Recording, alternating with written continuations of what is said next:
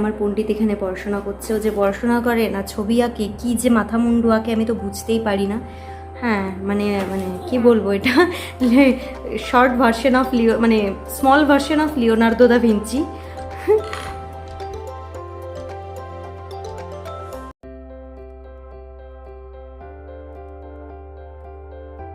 Everyone, ভেতর ও বাইরের আরও একটা ব্লগে তোমাদের স্বাগত জানাই।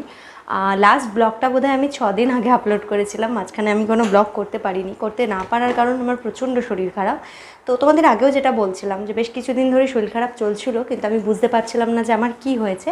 তো যাই হোক, ফাইনালি ধরা পড়েছে যে আমার গল ব্লাডারে স্টোন আছে, একটাই স্টোন আছে, বাট বড় সাইজের স্টোন আছে। তো সেটা নিয়ে এখন আমি প্রচুর দৌড়াদৌড়ি করছি, মানে সার্জেন দেখানো থেকে শুরু করে প্রচুর রিপোর্ট তোমাদের দেখাই। এখানে একটারই রিপোর্ট আজকে করে আনা হয়েছে, তো ব্লাড টেস্ট জেনিথ থেকে করা হয়েছে এগুলো। তো যাই হোক, ব্লাড টেস্টের রিপোর্টগুলো তো এসছে, ওগুলো খুব ভালোই এসছে। এখন জানি না এই রিপোর্টগুলোতে কী এসছে।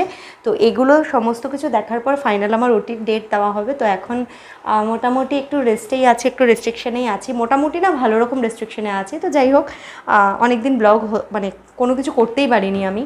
তো ভাবলাম যে চলো আজকে বিকালবেলা, অ্যাকচুয়ালি আমার বাড়িতে এমন একটা সিস্টেম না, বিকালবেলায় আমাদের বাইরের খাবার থেকে আমরা ঘরে বানিয়ে খাওয়াটা বেশি প্রেফার করি, যেটা আমি তোমাদের সবসময়ই বলি।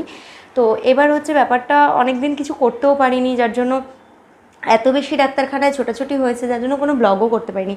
তো আজকে বিকেলে আমি খুব সিম্পল ওয়েতে ঘরেই এগ চিকেন রোল বানাবো। তো ভাবলাম যে চলো সেটা নিয়ে তোমাদের সাথে একটু শেয়ার করে দিই। আর মানে আমারও অনেক দিন ধরে মন মেজাজটা ভালো নেই, স্বাভাবিক, সামনে একটা বড় ওটি হবে। সো সবারই একটু মনটা একটু ডিপ্রেসড, একটু তো একটা তো চিন্তা থাকেই, তো আমারও স্বাভাবিকভাবেই আছে। তো যাই হোক, তার মাঝখান থেকেও একটু রান্না করতে পারলে, তোমাদের সাথে সব কিছু শেয়ার করতে পারলে অবভিয়াসলি ভালো লাগে আমারও। তো এখন যাবো রান্নাঘরে, তোমাদের দেখাবো কীভাবে করবো। অ্যাকচুয়ালি আজকে আমার এজেন্ডা এটা ছিল না যে কোনো কিছু রান্না নেই, আমি ভেবেছিলাম একটা ব্লগ করবো যেখানে আমি সব কিছু শেয়ার করবো তোমাদের সাথে। সো সেরকম যখন স্কোপ পাচ্ছিলাম না, তো আজকে ভাবলাম যে চলো কিছু যখন বানাচ্ছি তখন একেবারে তোমাদের সাথে গল্পও হয়ে যাবে, তো রান্নাটাও হয়ে যাবে। তো যাই, আপাতত রান্নাঘরে রান্নাটা আমি অলরেডি বসিয়ে এসেছি। তো দেখাবো তোমাদের কিভাবে আমি বাড়িতে এগ চিকেন রোল বানাই খুব সিম্পল ওয়েতে। তো প্রসেসটা পুরোটাই তোমাদের সাথে আমি শেয়ার করবো আজকে। সো গাইস, আমি রান্নাঘরে চলে এসেছি, আর এটা আমার কাছে এমন একটা জায়গা, রান্নাঘরটা আসলে দরজাটা দিয়ে দিই, দাঁড়াও তারপর বলছি। সো রান্নাঘরটা আমার কাছে এমন একটা জায়গা, সেই যেখানে কিনা আমার অর্ধেক স্ট্রেস রিলিফ করতে পারি আমি। তো তোমাদের দেখাবো খুব সিম্পল ওয়েতে। আমি তোমাদের যেটা বলছিলাম যে এগ চিকেন রোল বাড়িতেই তোমরা কীভাবে তৈরি করে নেবে। সো চলো আগে ইনগ্রিডিয়েন্টসগুলো তোমাদের দেখিয়ে দিই। চিকেন রোল বানানোর জন্য আমি এখানে নিয়েছি ময়দা, যেটাকে আমি অনেকক্ষণ আগেই মেখে রেখেছিলাম। তোমরা অন্তত চেষ্টা করবে 30 মিনিট আগে মেখে রাখার। আচ্ছা, এখানে আছে কুচনো শসা, এখানে 2খানা এগ আমি খুব ভালো করে নুন দিয়ে ফেটিয়ে রেখেছি।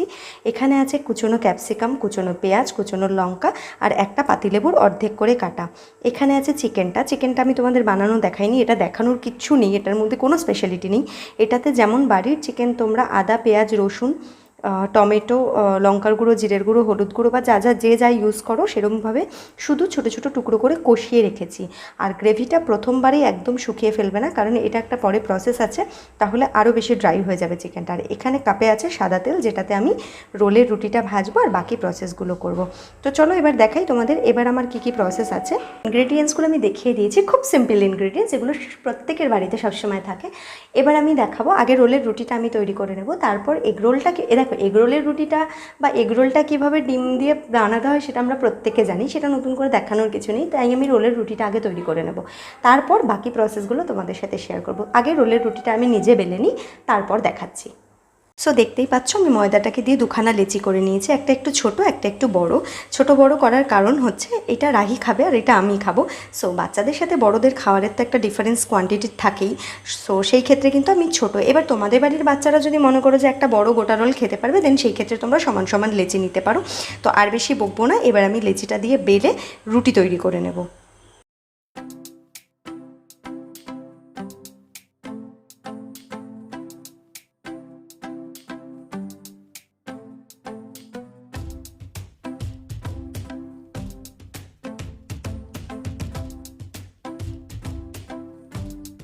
সো তোমরা দেখতেই পাচ্ছ আমি কিন্তু প্রথম লেচি, যেটা বড় আমার জন্য ছিল, সেটা দিয়ে বেশ প্রমাণ সাইজের, যেমন আর কি দোকানে হয়, একটা রুটি তৈরি করে নিয়েছি। এবার এই রুটিটা আমি চাটুতে ভাজতে দিয়ে দেবো, যেরকম করে রোলের রুটি ভাজে।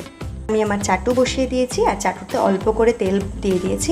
অল্প তেল দেওয়ার কারণ হচ্ছে আমি কিন্তু এটাকে প্রথম থেকেই পরোটা হিসেবেই তৈরি করব, আমি কিন্তু রুটি ভাজবো না, তাই শুকনো চাটুতে আমি দেবো না এটাকে। তো চলো, আমার চাটুটাও বেশ গরম হয়ে গেছে, এবার এটাকে আমি দিয়ে দেবো। এটাকে চাটুতে দিয়ে দিয়েছি, দেখতেই পাচ্ছ। এটা একটা পিঠ হোক, আমার এই পিঠটা আমি এবার উল্টে দেবো। এবার দেখতেই পাচ্ছ রোলের রুটিটা কিন্তু একদম দোকানের মতনই ভাজতে হবে, না হলে কিন্তু সেই টেস্টটা হবে না। আর সেটা করার জন্য কিন্তু চাটুতে প্রথমে অল্প করে তেল ব্রাশ করেই তারপরে পরোটাটা দিতে হবে। তো এটাকে আমি এবার উল্টে দেবো, উল্টে পাল্টে ভেজে নেবো বেশ কিছুক্ষণ ধরে।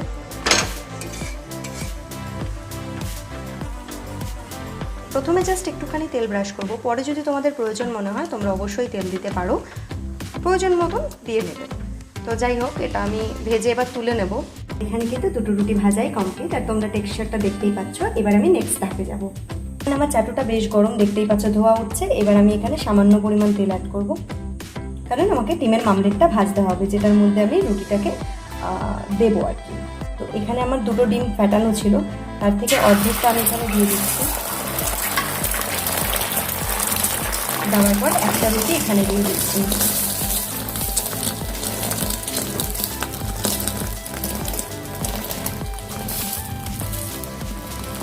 দুটো রুটি ভাজা হয়ে গেছে। এবার আমার মোটামুটি কাজটা অর্ধেকের বেশি কমপ্লিট হয়ে গেছে। এবার শুধু তোমাদের দেখাবো চিকেন রোলের ক্ষেত্রে স্টাফিংটা কীভাবে তৈরি করতে হয়। তো এবার এই প্রসেসটা তোমাদের দেখাবো। জাস্ট রাইস আমি কড়াইতে তেল দিয়ে নিয়েছি। এবার কড়াইতে আমি যেটা করব, এই তেলটাকে যখন আমরা গরম হয়ে গেল, তখন তেল আমার বেশ ভালো করে গরম হয়ে গেছে। সো এবার কিন্তু আমি এতে ছেড়ে দেবো হচ্ছে এই ক্যাপসিকামটা, আর এই ক্ষেত্রে কিন্তু ফ্লেমটা একদম হাই থাকবে। আর পেঁয়াজটা, এটাকে জাস্ট একটুখানি সটে করবো আমি, এতে কোনো নুন বা কিছু দেওয়া লাগবে না।